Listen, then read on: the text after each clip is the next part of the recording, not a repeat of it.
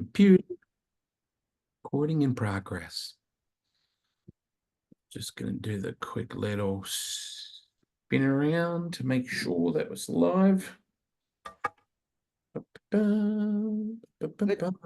Yes, good news. Wonder who's going to be on poll for this one. Who's first up that I see? It's on your page too. Wow, geez, crikey, 3 of them straight away. Raquel Penn, Janine Pryor, Andrews, bunch of peeps already. Daniel Gregorini, we got to talk about that. That's epic. So, Gregorini, your ears must have been burning because before we get started anything of any importance, I was just telling you just then, Adam, that Daniel Gregorini, who you met with his wife Lisa, who beat him by 4 points in the championship, just bringing that up, he's a massive wrestling fan, and he went to see the wrestlers in Perth recently, and like was right up the front and the whole bit, had his shirt, the whole bit. And you have always been, Brandy, a huge rock fan, wasn't it? Oh man, look, I love the wrestling ever since I was a kid.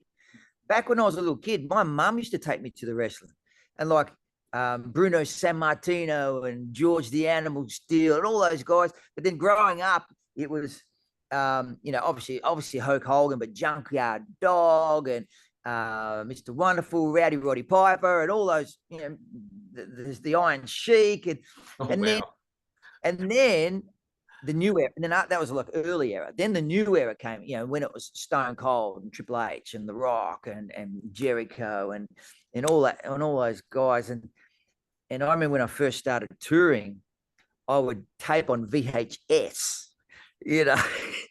Tell my age, Yep. VHS. I'd come home from tour and have 6-7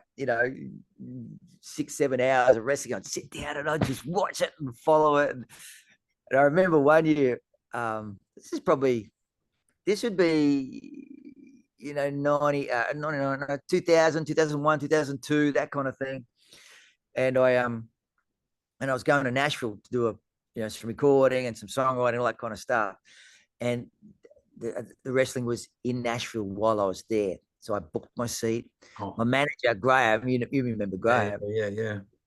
He was like absolutely taking the piss out of me, But I went there, man. I bought all the merch. I had my Kurt Angle blooming medals and everything. And medals? Kurt Angle's Olympic champion. So he used to buy merch medals. And man, I went to that. I went and saw, I think it was a Raw. I think it was like a Raw, a taping of Raw. And it was one of the, to me, that was bigger than going to see Garth Brooks or something. Yeah, wow. I was listening to Joe Rogan recently. Your godson is a huge Joe Rogan Experience fan, listens to all of his podcasts, and he had Ric Flair on there. Oh. And you need to listen to it, mate. It is unbelievable. There's people that tuned in probably right now going, what the hell just happened with the last 3 minutes of my life? Because we have just gone. We digress. Boom would be very unlike you and I to do that. So boom shakalaka, we've gone straight into discussing wrestling. And if you've been around Adam and I, you know that this kind of stuff is, in fact, it's going to be impossible to keep us wrangled in. But wonderful to have your company, wherever you might be tuned in. Lots of West Aussies on here already. Lots of East Coast peeps as well. And I'm expecting Doug Clark at some point will tune in. Doug Clark, actually the flagman from Knoxville Raceway last weekend was the official guest flag waver at the NASCAR event at Iowa Speedway, which is just huge. He's no longer the flagman at Knoxville or at Houston. His son Justin does it now. But what an experience to have. Doug is a very proud black man who's pretty well just carved his own tree. And I remember saying to Doug Wolfgang, who's one of Doug's very, very good friends from school, I said, Doug Wolfgang, did you ever think when you were going to school that, your mate here would become the most famous flagman in all of sprint car racing? And he went, yeah, so what? Yeah, right? And I was like, and he goes, he's just my friend. Yeah, Doug's not affected by fame or anything like that. So, mate, the man cave is looking pretty impressive, I got to say. What's with the motorbike on the roof up there? Oh well, it was just an old bike that a local fella around here had sitting in his shed. She was a great story behind it. And that's why I bought it off him. In the 50s and 60s, he lived in China, and he bought that bike over there. And that's a Chinese copy of like a 1930s BMW style, old bike. I think it came out of like the Sheng something factory. And he bought it like in the 60s, and he lived in China for many, many years. And he toured all over China with that, all Great Wall, went all over Europe, and that bike. And then he ended up coming back to the Gold Coast where his family originated from, brought the bike back with him. And it's been, I think he used to ride it around the Gold Coast like in the early 80s. And then it broke down or something. He's had it in his shed ever since. Getting quite on, his family sort of getting rid of some of his stuff. When I heard the story, I just thought, you know what, that's a great bit of history. I want to have that bike. So it could be done up to go again, but for me, it's just a really nice piece of history just hanging on the wall, Yeah, absolutely. Chain, which I hope is strong enough. Yeah, well, we're about to find out. A lot has happened in the last couple of months, mate, and obviously I was very focused on what we were doing last weekend, but I've never actually got to check in with you on how you're doing. We're sitting here in your man cave. Only 50 meters from you is where your home was. Can you tell me how you're going? And for those people that don't know, what happened? Yeah, sure. December 4th. December 4th, it was a Monday that the house burnt down, the main house. And so since then, obviously, the life's been a little bit of chaotic in a way. For the first, few weeks, this man cave, we call it the Fangli Cave, family cave. It was kind of ground zero. Our bedroom escaped the flames, so our bedroom had all our clothes in it. So all of our clothes were waterlogged and, smoke and ashed, but they survived. So this whole floor was completely covered in sooty, wet, smelly clothes and things like that. And we had lots of friends and family who came over and took baskets away and washed and ironed it and brought it back for us and, really looked after us. But yeah, this sort of cave was our, was ground zero. It was our little place where we lived. When that all happened. But look, we've got I'm on a little property here, little 7 acres. So we've got a few sheds, and Mum's got a granny flat, and so we all sort of just banded together and pulled together. And Christmas time, I sat here with Nui, my wife, and my 2 little girls, Pepper and Connie, and I sort of just had them there, and I just looked at them and I went, you know what? We've got all we need. We don't really need anything else. And I haven't really at any point missed the house and all the stuff that was gone, because I've got my girls, So we're kind of lucky. Some people don't even have a roof over their head, so we still had a shed roof over our head, and we're okay. Is there a not a trauma, it's the wrong word, but is there a process that people go through when there's a fire like that? Is there a, where you constantly have the smell of smoke affects you in some way? Or is it, how we have trigger points with music and oral senses and things like that? How is there a process you go through almost where you grieve that process or something that's unique to fire? I don't know. I suppose you get sensitive to it. Just the other day, actually, the Rural Fire Service was doing some burning off on the hill up behind us. Mm-hmm. And so I saw the smoke there, and my senses were like, "Oh, what's that?" Yeah. And so I got a little buggy. I got in my buggy and went up our street and tried to find where it was. And it started getting a bit thick, a bit brown, and it was probably a couple of 100 meters away from us, maybe 300 meters or something. I was like, it's a bit close for comfort. So we just called it in just to make sure that it was, it was okay.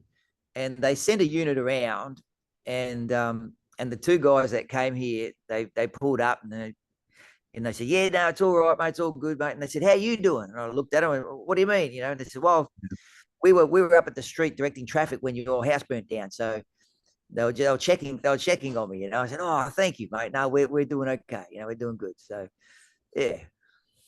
Wow.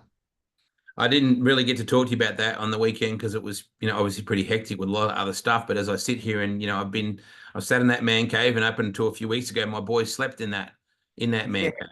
So, yeah, it's only when you sort of bring that back. Now, were you home when that happened, or on the property when that happened, and the neighbors rang or something? Did I get that right?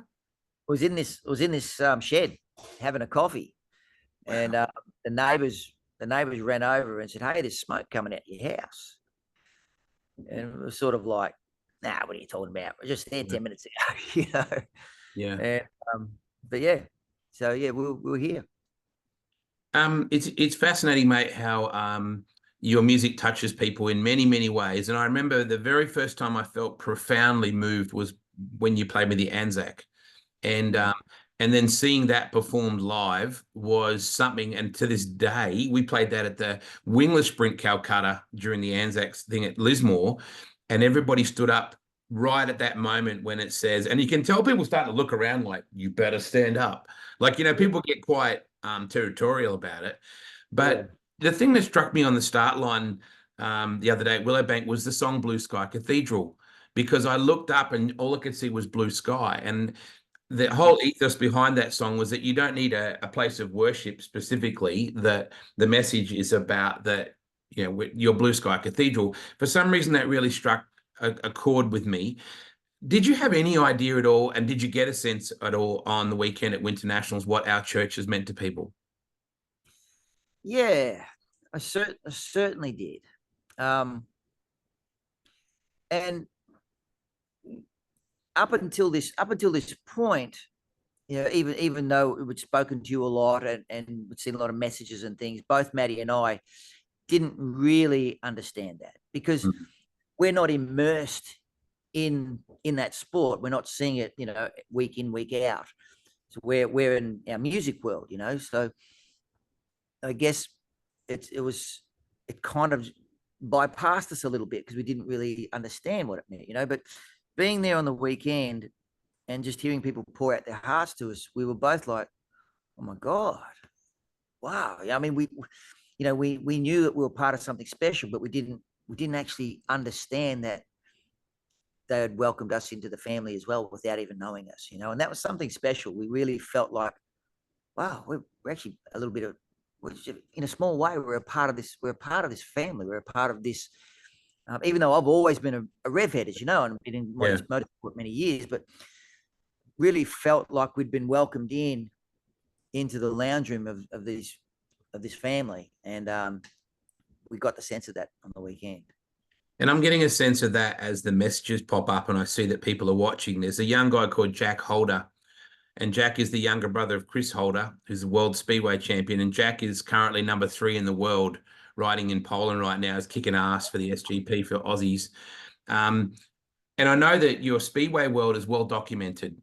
And then your V8 Ute Series world was well documented, but you didn't have a direct connection to the drag racing world, other than you certainly knew who John Zappia was when I walked him up to you, the other day. But that motorsport world, regardless of what the surface is, it's pretty well a common bond, isn't it? It certainly is. I think we've all understand that adrenaline rush. We all understand the difficulties in competing, no matter if you're, in a little quarter midget in a country track, or if you're, in a top fuel or a Willowbank or in between. We all understand it. And it's funny, sometimes you see these absolute legends of the sport talking to some young kid who's got a little stock sedan or a little quarter midget or something, and it's the same fire in both of their eyes, regardless of what level they do it at. So, I've always understood the bond and felt the bond and been a part of that, because I've raced, a fair bit over the years, and win or lose, it doesn't matter. Sponsored, unsponsored, national champion, local country champion, doesn't matter. First, second, last. We all understand that this thing is pretty amazing, and and the way it brings people together. That's too often I think we can focus on the politics and focus on all the negative sides, because we all sort of get a bit blustery and I want to beat him and all, how dare they cheat or whatever it is, all those sort of things. We overlook the immense positivity of what motorsport brings to us, So if we focus on that a bit more, would be great.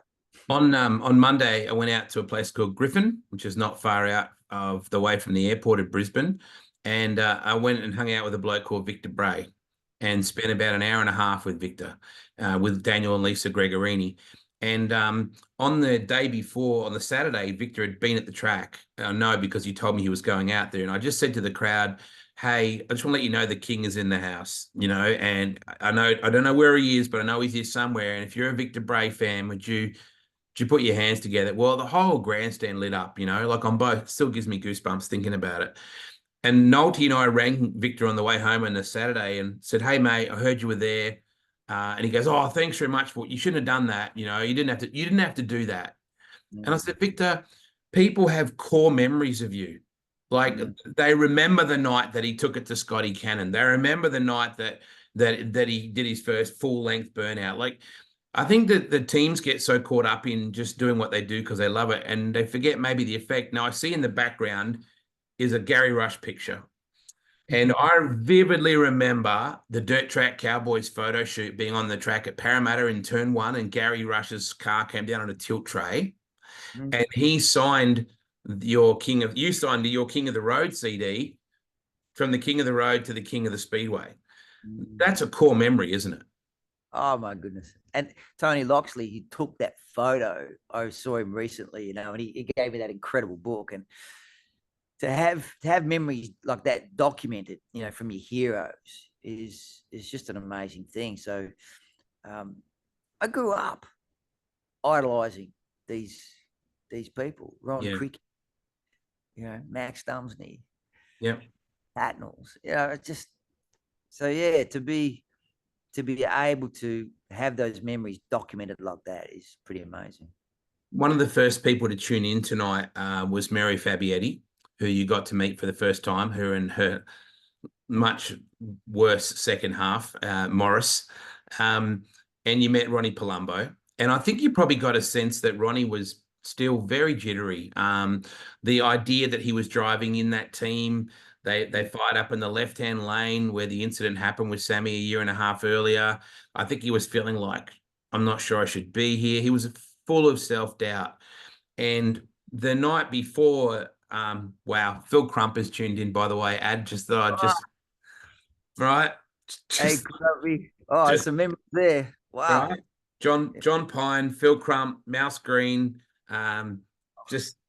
Anyway, I digress. Sorry, I get a bit gooey when Crumpy's around.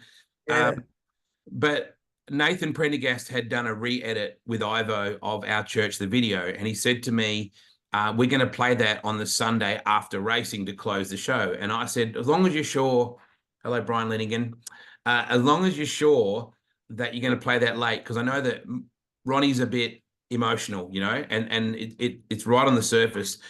Anyway, we didn't think too much more about it, and he did a sound check and played it through on Saturday afternoon after the crowd had gone home. And Mary Fabietti said they all stood there together and just cried, like they had that bloodletting kind of moment, So anyway, I said to them, don't worry, tomorrow when we do this thing with Adam and Matt, we're not going to play the song. Nathan's assured me he's not going to play it. And they're like, okay, yep, that's good, because Ronnie was, trying to focus. And so anyway, we go through the service. I'm going to come back to that in a minute. And Nathan says in my ears, all right, get ready. We're going to play the clip. And I remember that I had specifically told Morris and Mary that we weren't going to play it.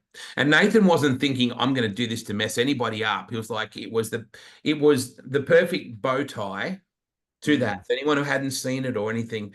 So I went straight to Morris and said, mate, you might want to go. You might want to get Ronnie and go, because this is about to play. And he looked at me and he just said, nah, maybe it's time. And it kind of reminded me of that moment in Top Gun at the end where, where Maverick has Goose's dog tags the whole time. He goes to the back of the aircraft carrier and sort of just releases them. I really, there's some amazing images of you standing arm in arm with Morris and Ronnie and Mary with Matt. That Mm. stuff, I don't know how much at the time. I know you were probably soaking it all in, but geez, it was hard to watch that, but it was such a beautiful thing to watch. You know, to we'd only just met them that day, that morning, and yet it felt so natural, like we were family, standing on that line. There were thousands of people there, but we didn't notice anybody. Just arm in arm, hugging each other. I mean, it was just a really beautiful, powerful, emotional moment. Yeah, I'm trying to look for the shot that this is the one that kind of I took this from the commentary box window, just Mm, looking down at you guys. And like you said, that's what motorsport does. It takes perfect strangers and creates family. yeah. To be on the line and to receive your Christmas trees, which is, in drag racing is the ultimate. You got it up there. What was that like? I didn't tell you what you were getting. I just said that they wanted to acknowledge you. Was that what you were expecting? Not at all. I didn't know what to expect, but that piece of hardware, as you can see, it's got pride of place here. What a incredible statue, and I was at the later on, I was at the Donnellys, Yep. Jason Haley Donnelly and their son, um, obviously were just pitted sort of next door, and we're great friends as well. And I held it there, and they were looking at it and go, "You got one of them pretty quick." You know what I I mean? um, I Yeah. watched you on the start line, obviously knowing when the Top Fuel cars were going to leave the line, that it's an experience that's unlike any other. Mm. And I watched you sit in Morris Fabi. It was the first thing Morris wanted when you got there. Like when they come, he's got to sit in the car. He's got to sit in the car. And I have said to you before that it scares me that Mm. the sheer speed and the terminal velocity, and I'm so overwhelmed by what the women go through in Mm. backing up their husbands or their partners. Lisa has it with her husband Daniel. Daniel fears for his wife Lisa. And I was talking to Graham Cowan about it from Rocket recently, and he said, Wade, you are in more danger on your phone in the car to me sitting on the side of the road than we are doing what we do. And I was Mm. like, it was a really interesting way to put it. Mm. But it struck you as well, didn't it? It's been a little while since you've been on that start line. The sheer speed, it's phenomenally overwhelming. It's brutal. It's almost like it overloads your senses, so you don't really comprehend what's happening when you see that light go green and the cars just disappear in this thunder. It's the only way I could describe it. Sitting in the AC Delco, door slammer was like, and when he just Yeah. burped the throttle a little bit, not even didn't even Yes. 100%, he gave it a little bit of Yeah. and my senses again was like overloaded. So it's like there's a cut off switch. It's like, okay, just you don't know what's going on here. It was brutal, just absolutely brutal to think that they strap themselves in there and actually try and steer it and press press the foot to the floor is quite outstanding that it's even possible. I sort of felt we've got no business. We've got no business trying to wrangle that much horsepower. Absolutely nothing, but they do. And it would be easy to say that life is full of coincidence and consequence and all those things, Ed, but I had just traveled back to see you. I'd watched Sam's accident and announced it that night. The next day, I'd flown down to Warrnambool to watch my son Liam race wingless sprints at Warrnambool, and then I'd flown pretty well straight back to you. And you picked me up in your car, and you'd said to me, "How you going, Spruik?" And I just remember I was feeling very much overwhelmed by how do I help these people. And my experience with Sam in a really short space of time was him still wanting to make me a macchiato coffee in the height of the busiest phase that they had and what was going on. Did you have any idea what you were going to do when I said to you, I don't know what to do to help these people? Because you just pointed to the dash of your car and said, you need to listen to this. Now, when it said Our Church on the dash, I assumed it was going to be like Blue Sky Cathedral. You've written some beautiful gospel style music, and I assumed this was going to be not a God, but a faith-based song. Turns out it was, but it wasn't. Did you have any idea how that was playing out as it played?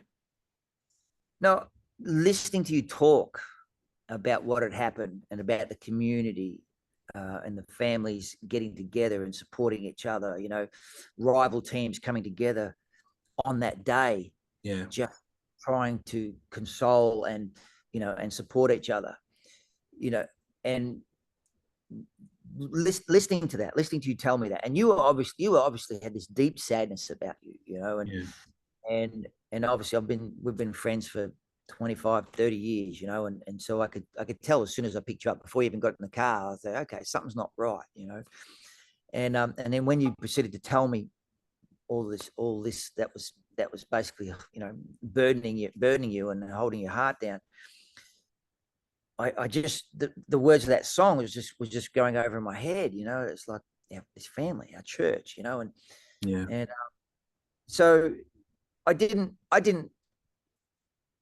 play it for you because I thought, oh yeah, to go and do something with, which is what eventuated. But I played it to you because I felt like you needed to hear it. Like you needed to know that we'd gone through the same thing. Me and Maddie and our friends, we'd gone through the thing, but we needed each other to get through a really difficult time. And so I wanted you to know that, hey, I understand, brother. I understand what you've gone through, and this is how we got through it, and this is talks about how we got through it.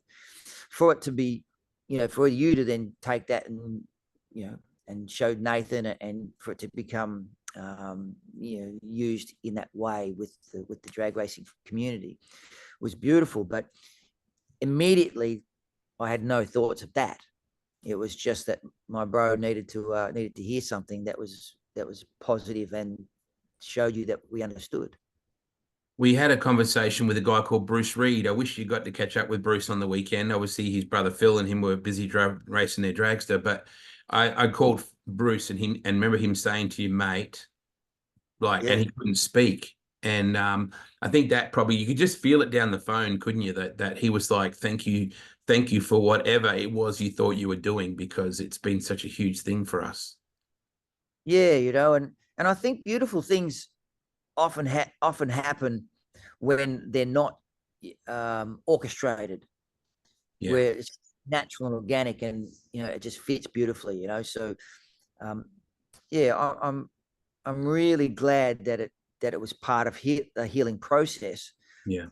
Glad that we didn't devise a strategize to make it so. I'm just glad that these two separate things in the universe came together and helped all of us. Because a lot of people, it's particularly that uncanny line about we lost a brother, but we still show up and we raise our cup, and that incredible shot of Nathan's presence of mind to show, at that moment, Sam on the video, and, it's too late to tell you in the back of a hearse, so I'm telling you now. And that whole incredible sequence, and even Louis Raposada, a very young Louis Raposada who was killed many years ago, and the Raposada team won the championship that weekend. So it's got so many emotional connections to it all. But your video clip is earthy, and it's organic, and it's beautiful. The actual original concept for it, you boys around the campfire in the, hey, Brandy, I need you. Hey, Maddie needs us, that kind of thing. But when those fuel cars leave the line in that clip, and it just goes, and remember how worried Nathan was he couldn't do it justice? Do you remember that? He was like, I don't know if I can do this justice. Yeah, I know. Look, you're telling, we both tell the same story, we just told it different ways, and this, so the fabric of the racing community is so deep that all those little things, as you said, on the wing for Louis and tapping the wing, and all those little things tell this beautiful story, that the people who know, and the people who matter know and understand. Yeah. I can't thank you enough for coming down, mate. I know that it was actually, everything kind of happened as it should, the fact you had that weekend off doesn't normally happen. So for you both to be able to sort of be there, and I tried really hard. Hello, Darcy, my beautiful Darcy boys just tuned in. Um, you know, to look up, and Morris said, "Don't you talk to me, don't you talk to me. I'll hand him the award, but don't you talk to me." And I'm like, "Yeah, no good." And then I felt myself I felt myself drowning. I was like, "Hey, Morris, that's pretty cool, isn't it? I thought, I'm taking you with me, you bastard. I'm not going to stand here and cry by myself." Which gave it even more of that beautiful reality. But when I looked up and saw it wasn't just the top door slammer teams behind you, all of the officials from Willowbank were there, all the politicians, everybody had come over and formed this big church behind you. And I didn't realize till I looked at the photos later, there's a lot of people standing around us. It was an incredible thing, mate. Me and Matty, we've just felt so honoured to be a part of it. You know, we wish we weren't. We wish we obviously we all wish that this never happened and that we didn't. There was no need for this, you know. But to be, as I said before, to be a small part of the healing is an honour. Music can play such a pivotal part in the grieving process in many ways, whether it's an emotional, emotive down low concept, or whether it's one of euphoria. Oh yeah, that one's for the boys. Dirt Track Cowboys came off the back of one of the saddest moments in Western Australian Speedway with the loss of Daryl and Jason Cricky, and to be able to keep the Cricky memory alive in that song in a totally different way, Ad, because it wasn't like a low down kind of thing. It was oh yeah, that one's for the boys thing. But again, that's another example of how that's worked. Yeah, we find ways of tipping our hat to those people, you know, and those boys. I mean, obviously it's hard to talk about even, you know. Those boys were part of the families that I idolized and you idolized. Yeah, used to go and watch, and what an incredible big hole that left in, you know, in West Australian racing families. And yeah, so you know, there are little things that we do with what we do that just tips our hat to the people who've gone before us that means something to us, you know. So in both instances there, Ad, it galvanized an industry. It actually brought everybody in where people went for just a minute. They went, you know what? All that stuff where on the political bullshit or rules and regs or you beat me or you beat me, it's like that's all bullshit. Like let's just stand there together as a family. The Cricky family were always a very tight knit group, but it got even tighter. The drag racing industry has been known, like a lot of forms of individual sports, as quite fragmented, and Sam's passing gave the sport an opportunity to go, that's all bullshit. Like really, we all race in the one direction for the one reason. So it's achieved that. I've watched over the years, mate. I've been dying and dying and dying for you to become a dad. It was something that I knew was so incredibly important to you, and you were, you know, you're Liam's godfather. You recall the fear I had, you know, when I heard that Liam was coming. Am I going to be good enough at this? I don't know if I can do this. And suddenly I have four beautiful boys who carry my last name, who'll keep that legacy going. For you as a dad, how has that changed your outlook on life and on your music? it's changed everything for me. It's when I first had Pepper, you know, I was on this emotional roller coaster all the time. I was always like on this knife edge of emotion. Like I could cry at a drop of a hat, and I did. You know, for the first 6 months. Like, and one day I was speaking to a mate, and I kind of put it into words, and I finally realized why. And the reason why is because I finally found the reason why I'm here. I finally had a job. I finally had a purpose for my life. Before that, it was just me. It was just myself. And you know, and as much as I love singing and performing and all that kind of stuff, I never felt like I had a real job or a real reason to be on this earth. You know, I kind of struggled with it. You know, and when I went through periods where, you know, like we all do, you know, life was up and down, and I went through periods there where I was a little, you know, sad and depressed, all that kind of stuff. And people would say, "Oh, but you got this great career and people love you and stuff." And I used to think, Yeah. so what? that Yep. doesn't mean anything. You know what? I just don't know why I'm here. I don't know what I don't know what I'm here and what I'm supposed to do. I don't think it's to stand on stage and just sing songs about race cars and having shots of tequila and stuff. You know what I mean? But it wasn't till I held Pepper that I went, this is why I'm here. Now I've got a job. Now I can grow up, you know, and so I still love performing. I love being Yeah. on stage. I still love writing songs and all that kind of stuff, but I do it way less because before 90% of my time and energy went into touring and career and all that kind of stuff because I had nothing better to put it into. Now 99% of my time and energy is into my girls. And I still do, I certainly don't do as much as I used to. You know, you could quite easily say I'm semi-retired in the way of, in as far as music goes, but I'm still, you know, still writing and stuff. But my time, my energy, my heart, my soul, my everything is so when you say has it changed you, there's probably not many bones and not many fibers in my being that haven't changed. Yeah. Well, I mean, there's a point, and not many people perhaps know this, but you were opening for Taylor Swift at Madison Square Garden. Like it was at the point where you were about to kick the doors in of American country music, and your life just took a dramatic stage left. And at the time, I remember thinking, "You're right there, you're right there," and you're like, "Nah, that's not it. This isn't it. This isn't it." And I remember we went to a BNS concert you did near Murray Bridge, sitting in the back of the van with the band, driving there thinking, I don't know how to help you. I don't know how to help you because this is what I always thought you were. I always knew you were more than that, Ad, but I just thought this is what people thought defined you. And you're saying, nah, this isn't it. This isn't it. This is not it. And I go, how can it not be it? Like, you're so good at it, which is the wrong way to think, right? Yeah. I spent so many years trying to land that big record deal in Nashville. I spent so many years trying to get a manager over there and all that kind of stuff.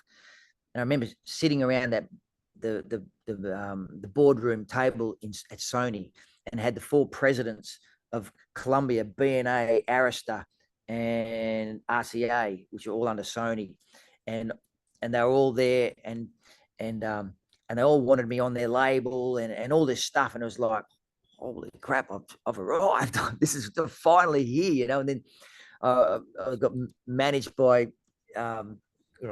managed by Yes. You're going to bring this up. The manager of Kiss. Thank you very much for nothing. I could have had front row the rest of my life, but that's okay. That's all right. all this stuff, you know, all this stuff happened. And then Doc McGee, by the way, Doc McGee.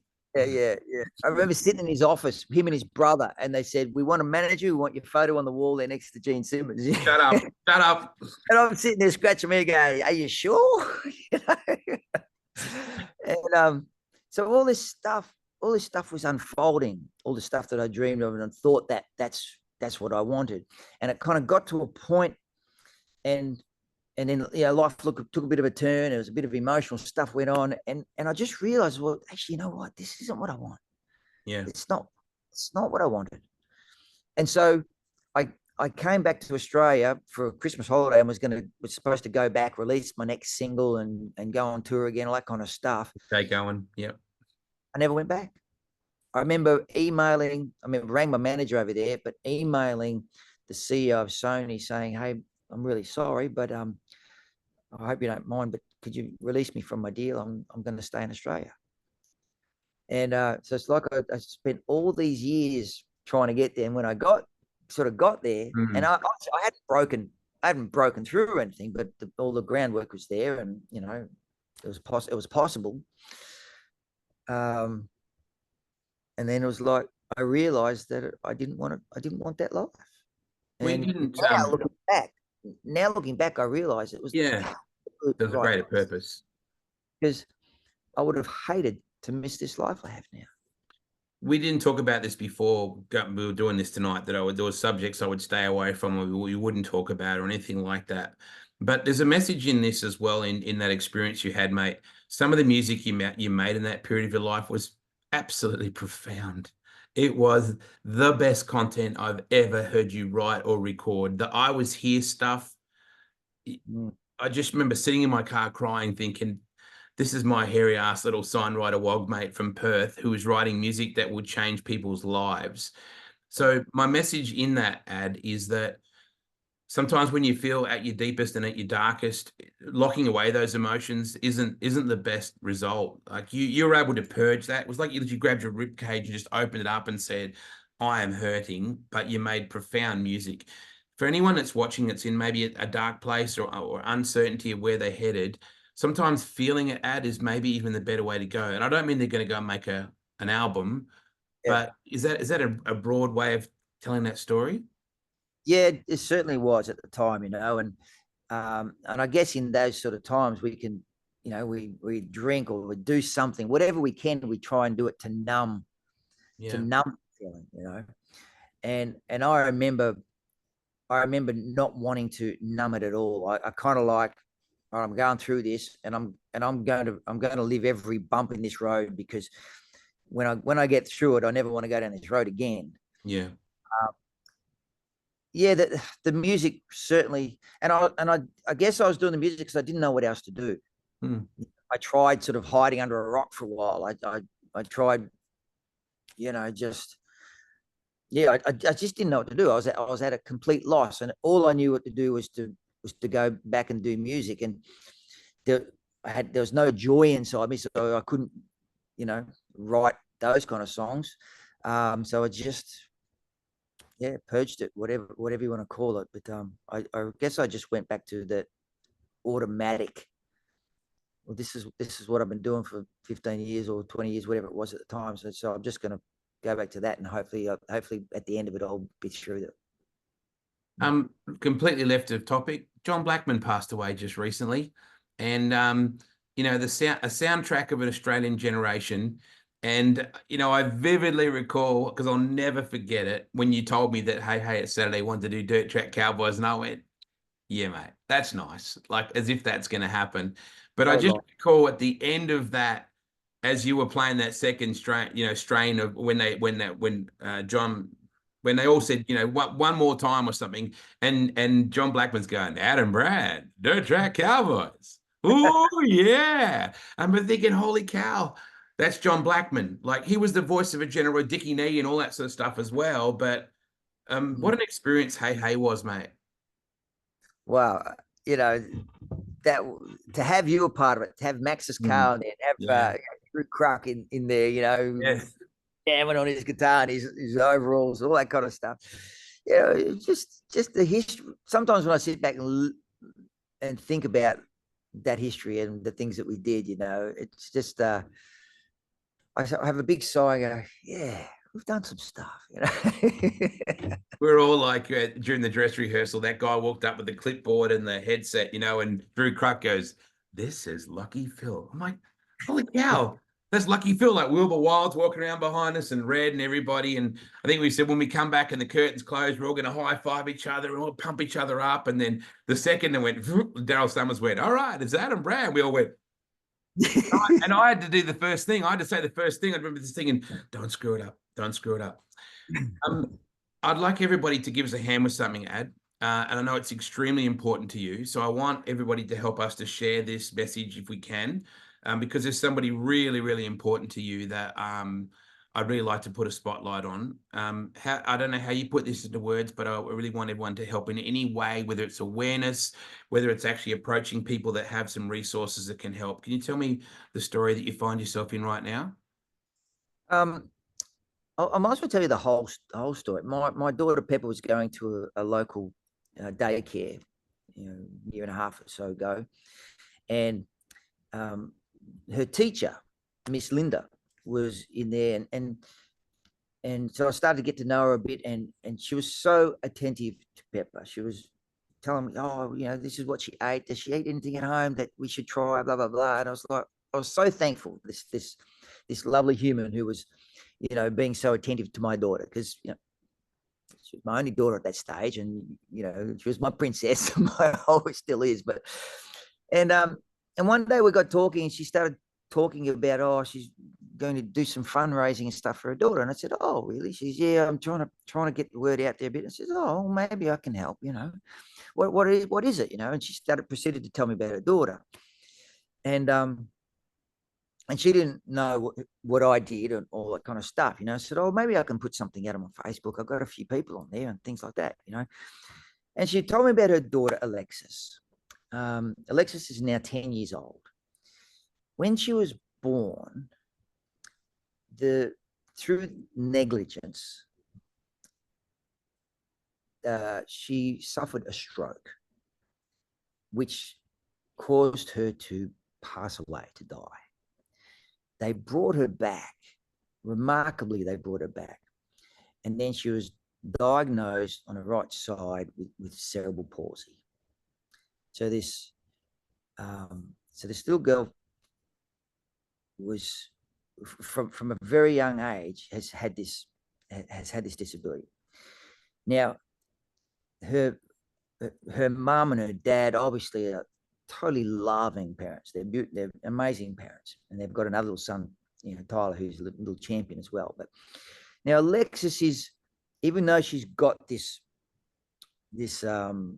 disability, I struggle calling it disability because she is an absolute little warrior. She does, you know, martial arts. She plays soccer. She's the smartest little thing you can ever come across. She just goes at the world, you know, and she gets that from mum. Her mum is an absolute rocket, right? So, a year when she told me all about this, and I'm telling you about Alexis because I've got to know her, you know, what kind of little incredible little human being she is. And so anyway, I did a little thing. I did a fundraiser just at the local tavern a bit over a year and a half ago. We did this fundraiser, and the reason they were doing this fundraising is because Alexis is 10 now, and her right side, her ankle is not right, and her arm is not right, and every passing year, the muscles can constrict more and more. And I'm not sure if I'm even saying this right, but I know the basic of what's happening. Her right side is locking up. She'll be in a wheelchair before she's 40.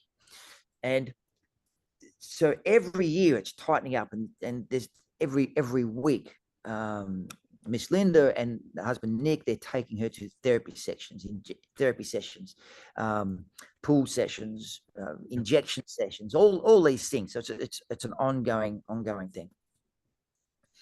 We did this fundraiser. We raised money for it to go into the pot because they're trying to get this life-changing surgery in America. And what they're going to do is they're going to sever all the nerves and reattach tendons and down the spine. I mean, I'm not saying this correctly, okay, but just it's quite a big procedure. So they're basically going to strip it all off and then start again, reattach it, and then she's going to take 6 months, a year to learn to walk again, to learn to use it again. But the end result is this could give her a normal life.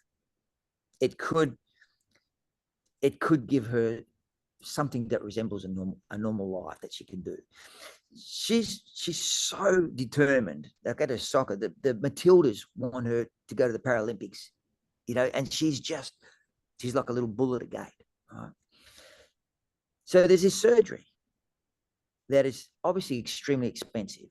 Mum and dad, hard workers, by no means wealthy, hard workers, and tried everything, tried to mortgage houses and all kinds of stuff to make this happen. They're sinking, right? So this surgery is available to her, but as luck would have it, the doctor who actually created and pioneered this surgery, he's the only doctor who does it in the world, after 40 years is retiring. So if they don't book him for this surgery before like September, October, it's gone. No one else is doing this. No one else is doing this surgery. No one else has learned it. It's not something that's taught in universities. It's not taught in medical school. It's a specific surgery to help people with cerebral palsy. So we basically got to get it there. So you've got a GoFundMe page. They have tried, and they do everything. I mean, they've done Bunnings sizzles. They've done, so they've got a page long as your arm of things they have tried to do and raising money. It's hundreds of thousands of dollars, to obviously get the family there, to get the surgery. We know how incredibly expensive surgery is in the US, right? Especially this kind of elective surgery. And then there's rehabilitation and hydro pool and all those things, time off work and things like that. They're down to 95,000, which is left for the target to get it. And I've just, I just want to do whatever I can to get this little warrior get her to the dance. We've got to get her to the dance, mate, So there's 95. I'm pledging 15 of that. So really what we need is $80,000. So I'm starting to go out to some friends and business people I know to try and, implore their help, and it's tough, mate. Life's tough. Life's not easy right now, economically and interest rates and so many things are tough, so I don't want to put anyone under pressure, and it's, it's difficult to ask help when a lot of people are hurting as well, but there are also people who are doing well, and so it's those people I think, please get on board and help me get this little warrior to the dance, so yeah, that's the story, buddy. And that's what I rang you about and had a chat with you about the other day and said, look, this is what I'm trying to do. And yeah, so thanks for letting me chat about it too, bud, So, as a parent, it's, it's hard to hear, I think about what I would do. What I would do if Pepper or Connie needed this, the lengths I would go to. And I see those lengths that Nick and Linda, the mum and dad, are going through, that they are struggling to get this money. I mean, just realities. I mean, this is a realistic chat, mate. All right, real chat. I mean, people have got a house like so many people do, and it's mortgaged. 60, 70, 80% of it's mortgaged. So you go to the bank and say, okay, can I borrow against the equity so I can take my daughter and change their life? But look what interest rates have done in the last 8 months. So now the bank won't even lend people money to get some equity out of the house, because they're saying, well, we're gonna judge it at 10% or 11% interest, so you're not going to be able to pay it back. You're lucky you can still keep your loan in your house now. This is what's happening in the real world, So we have to be. I'm very mindful that a lot of people are feeling the struggles of this kind of thing right now. So I watched them working their literal butts off, both doing full-time jobs, both got these kids, both got Alexis, who is a crazy, talented, incredible young little human being, but needs so many things to keep her at least being able to do these activities to make her feel normal. At school, she's not strong enough, not fast enough in so many things that kids will tell her. So mum and dad, doing everything they can to give her the whatever therapy sessions she can, so that she can try with all of her might just to keep up. But I can tell you, her mind is not only keeping up, her mind is 3 laps ahead. Yeah. So if we can get her to the dance and get her body at least catching up to her mind, we will see this little girl on the Matildas field. You know what I mean? It's that obvious to me. It's that important to me.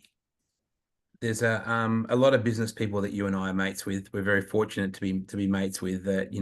Even if we had 20 people at $5,000 or something like that, or 10 at 10 or something like that, rather than families putting in a couple hundred here and a couple hundred there, or something like that, it might get us immediately across the line with the great friends that we have and supporters in business. A lot of people are asking me, is there a link? Of course, we'll put that up very soon. You know, mate, I was driving home from Melbourne on the weekend, and I drove past a sign that said Birchip. And it reminded me that you have this heart of a warrior, mate, because there was a Birchip Burger Bar that never really existed either. And you drove in there with a furniture van full of furniture and helped to turn a family's life around. So you give back to a lot of people. So I wanted to bring you on here to say thank you for what you've done, but I wanted to also give you an opportunity to talk about this little girl and her family's plight and how we can help. So I feel like we can, mate.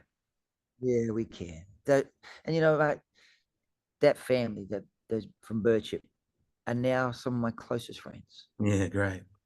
Miss Linda and Nick and Tyler and Alexis are becoming some of my closest friends. Yeah, So it and look at what we've been talking about with with the drag racing community. yeah.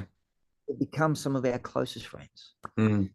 Through adversity, we find a way through. We hold each other's hand. Through adversity, we get through, and we change lives, and we, when I say, no, I don't say we do it, but I say together, that's what we can do. Together, that's what families and people can do, and so,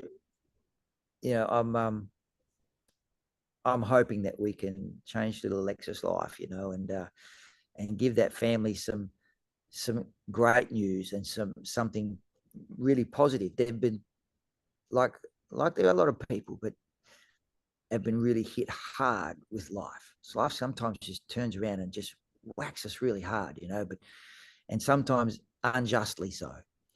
So this is something that we can maybe, turn the tide, put the odds back in our favor, and get her over that line.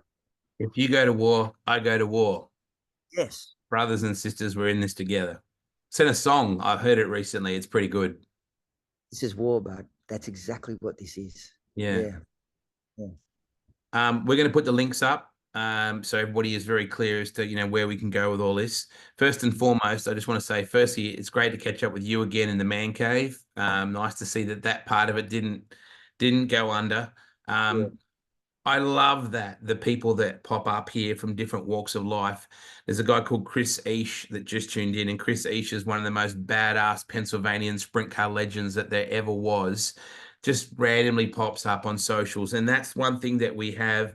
Christopher Gillen. Now, Christopher Gillen, Team Green from Warrnambool, right? So Yep.